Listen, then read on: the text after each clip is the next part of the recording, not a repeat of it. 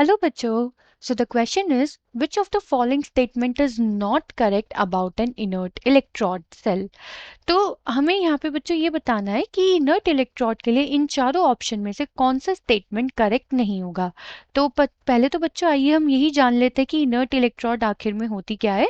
तो inert electrode बच्चों हम अपने केमिकल रिएक्शन या फिर ये बोलिए इलेक्ट्रोकेमिकल सेल्स में तब यूज करते हैं जब हमें या तो इलेक्ट्रॉन्स का फ्लो कराना हो easily, flow of electrons easily हो जाए, और दूसरा जब हमें उस इलेक्ट्रोड को केमिकल रिएक्शन में ना यूज करना हो. मतलब कि इनर्ट इलेक्ट्रोड ऐसी इलेक्ट्रोड होती है जो कि पार्टिसिपेट नहीं करती है किसी भी केमिकल रिएक्शन में, यानी कि do not participate in the chemical reaction.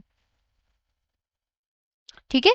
और जब इस पे इलेक्ट्रॉन फ्लो के लिए यूज की जाती है तो बच्चों इस पे रिडक्शन और ऑक्सीडेशन कुछ भी कैरी आउट किया जा सकता है. ठीक है.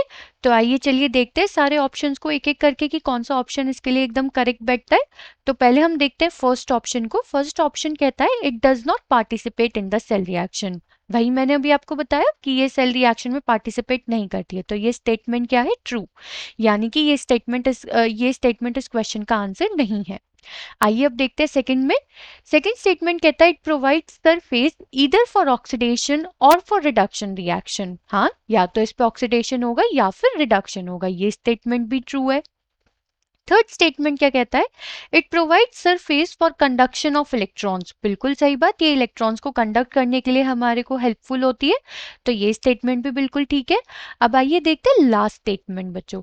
लास्ट स्टेटमेंट क्या कह रहा है हमारे से? लास्ट स्टेटमेंट बोल रहा है it provide surface for redox reaction. मतलब कि इस पे ऑक्सीडेशन और रिडक्शन एक ही टाइम पे दोनों कैरी आउट किए जा सकते हैं, जो कि स्टेटमेंट क्या है? फॉल्स. हम इनर्ट इलेक्ट्रोड पे एक टाइम पर या तो रिडक्शन या फिर ऑक्सीडेशन को कैरी आउट कर सकते हैं.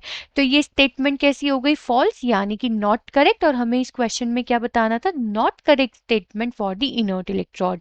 तो ये फोर्थ ऑप्शन हमारा क्या हो गया? आंसर, मतलब करेक्ट आंसर हो गया इस क्वेश्चन के लिए. आई होप बच्चों मुझे आपको ये क्वेश्चन समझ में आया होगा.